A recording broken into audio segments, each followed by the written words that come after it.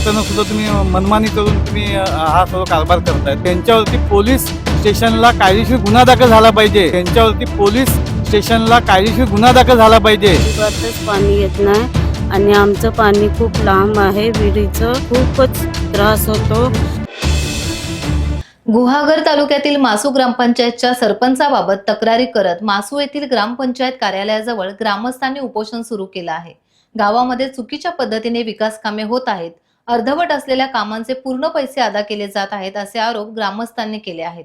चुकीच्या गोष्टी निदर्शनास आणण्यासाठी उपोषणाचा मार्ग अवलंबल्याने येथील ग्रामस्थांचे पाणी बंद करण्यात आले आहे असा आरोप ग्रामस्थांनी केलाय। तसेच पिण्याचे पाणी बंद केल्याने आम्हाला सुमारे 2 ते 2.5 किलोमीटरवरून डोक्यावरून पाणी आणावे लागत आहे असेही उपोषणकर्त्या महिलांनी यावेळी सांगितले।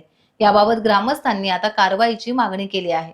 करताना सुद्धा तुम्ही मनमानी करून तुम्ही हा सर्व कारभार करतायत आणि आज लोकांची गैरसोय होते। आज पालकमंत्र्यांनी एवढ्यासाठी पैसे दिले की लोकांना इथे एक चांगली सुविधा निर्माण व्हावी, एक ऑफिस निर्माण व्हावं, पण आणि लोकांची सुविधा चांगली व्हावी, शासनाचा चांगला कार्यक्रम किंवा कार्य करता यावं लोकांना, यासाठी हे दिलेला निधी होता।